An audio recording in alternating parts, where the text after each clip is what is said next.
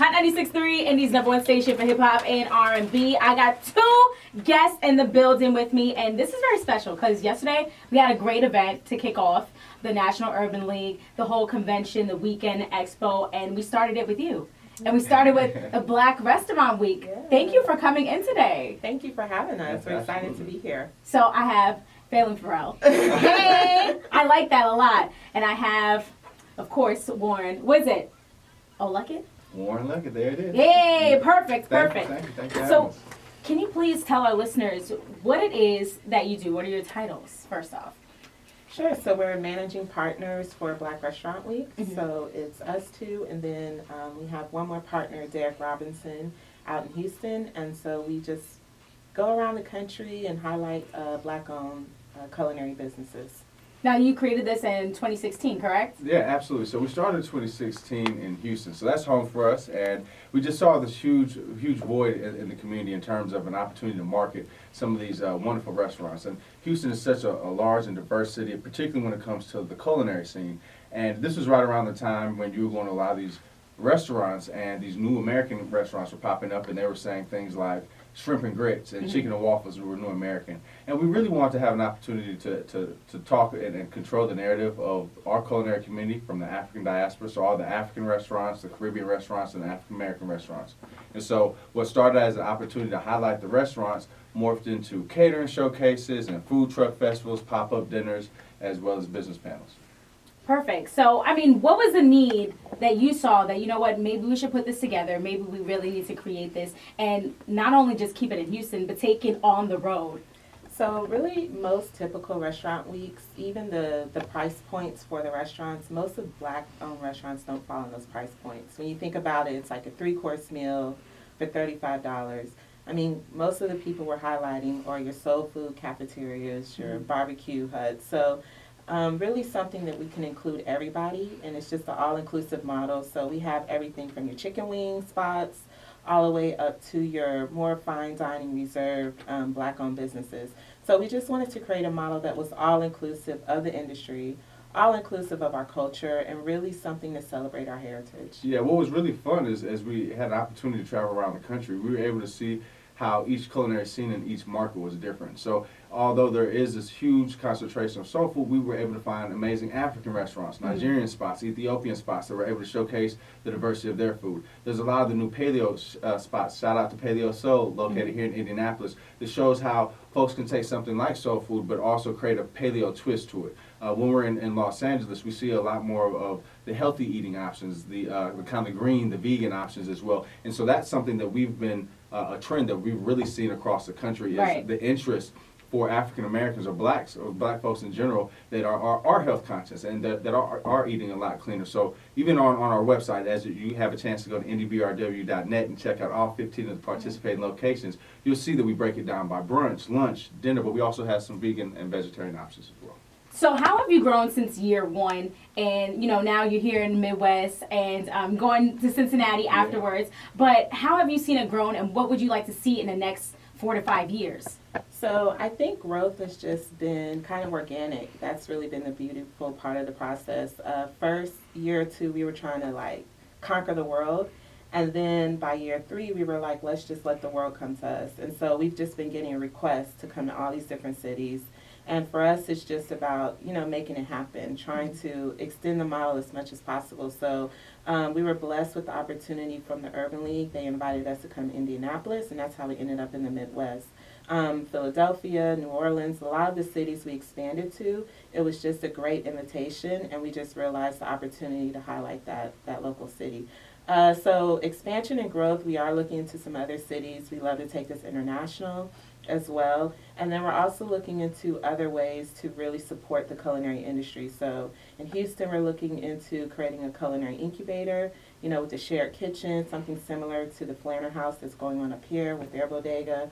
We just see opportunities for business owners to thrive, for small food businesses to have a platform to grow.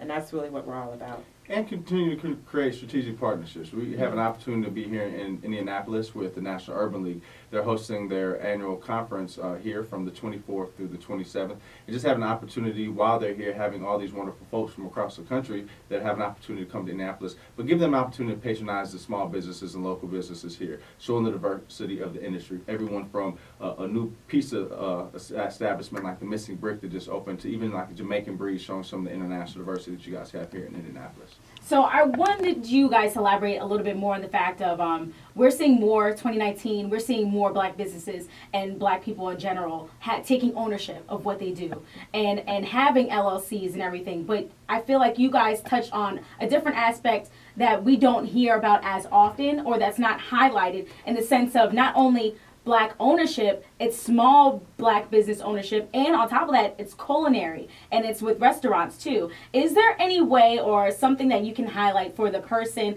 that has an interest or passion for food, that's ready to cook, but to take ownership of it? What should they do? I really think it's just about getting out and networking. So I think you can't start a business in your house really by yourself. So we met a great partnership last night with the Flanner House, and he was telling us about his programming. Mm-hmm. So I think it's just reaching out, and from his instruction, that's how Chef Oya got her start with the Trap. So I definitely think understanding places like the Urban League, they have like a Small Business Matters part of their convention. Really getting out there and taking in all this knowledge, networking with some of the other business owners, understanding where you can go. So that's why we do host a business panel discussion when we do our week, because we really want to grow the model. And not just for people looking to open up a restaurant. I think that's the kind of misinterpretation for most people in culinary. You just assume that if you're a chef, you want to own a restaurant, and that's really not the case. Some people have great spices and sauces, so how do you sell that to another restaurant? How do you get that on the shelf of a grocery store? If you're a baker, why not just sell your cakes to a tea shop? You know what I mean? And so really just expanding that conversation of the ways to make money in the industry is very important to us, because I think we just lose out, because we're just so one-sided on it's a restaurant. It's a bunch of ways to make money in this industry.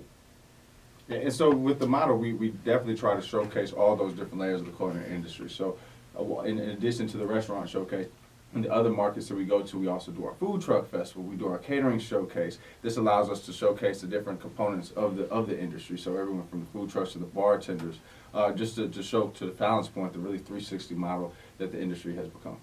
Facts. Okay. If there was advice that you could give yourself about 5 years ago when you're in the planning process of creating this, what would it be? I think it still goes back to not forcing it. I think as a business owner, you're just hungry, you're eager, you're passionate. I mean, those are things we were all experiencing. And so we were just, we just knew how great this was for the community. So we're like, we want to conquer the world. And, sometimes you just get into financial hiccups and, just things just weren't flowing.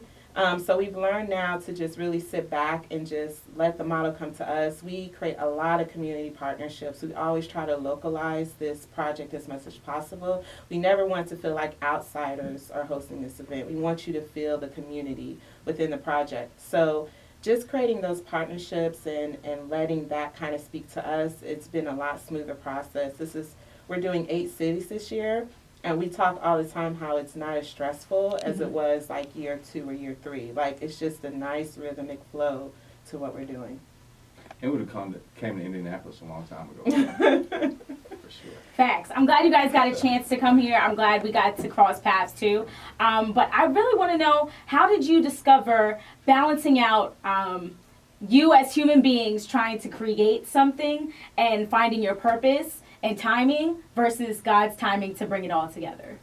Well, you hit the nail on the head. So the issue is whenever we try to impart our will onto this project, we always fall on our head.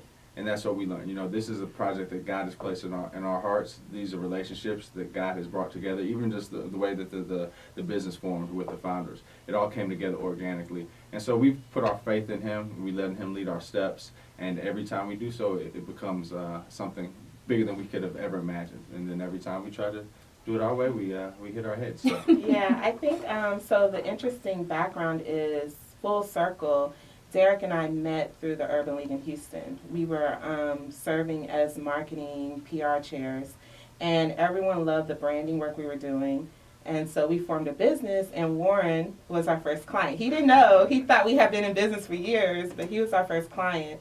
And so that's really how we connected. And then when he pitched the project, my father is actually a chef, and his family has a catering business that's been open for 60 years. And so it just seemed natural, it just seemed like this was our purpose. Me and Derek love doing marketing and branding for small businesses, so it's just a way to help as many people as possible. And so just understanding what our strengths and talents are as, a collective, the branding, everything, we really took time to make sure that this project was of quality, that businesses wanted to be a part of it, that the community wanted to champion it.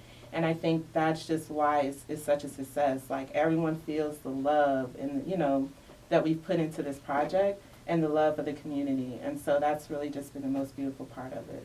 Are you guys chefs as well? I know you mentioned the fact that your dad is, and so on your side of family too. How do you guys chef it up? Are you passionate about food, or cooking it, or just eating food? No, I mean, I do a little thing in the kitchen, we had a thing online where it was like, what's your level? Are you able to cook for the holidays? Because, the Black family is like, who made the mac and cheese? Right. You know what I mean? Right. So I could pass to cook for the holiday for the family. So I think I'm on that level, And I'm known to bring a person or two out to a crawfish boil in New York every summer for the past 10 years. No, I do a little crawfish, a little oxtail. So I have my go-to dishes that I think I can do fairly well, fairly well. Okay. Before you guys go, what was one of your favorite foods that you got from the Nat Town?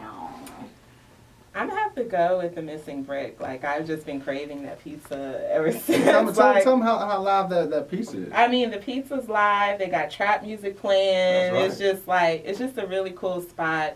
Something that they're bringing new to the city. So I definitely have to go and get another order of that pizza. It had like shrimp, butter sauce. Like, it was everything. So. And for me, it was definitely paleo. So I love soul food, but I'm not the healthiest eater. And I was eating these beans and rice. And being from the South, I thought they were red beans and rice. This lady, wonderful lady, she told me they were pinto beans and rice. So I was like, if you can get me to think that pinto beans and rice taste like red beans and rice, you got my vote. Yeah, that's really good. Okay, where can everyone follow you guys at? Sure, definitely Black Restaurant Week. Check us out on Facebook, on Instagram. Also visit Indy, brw.net. We have all the restaurants that are participating, all of their specials.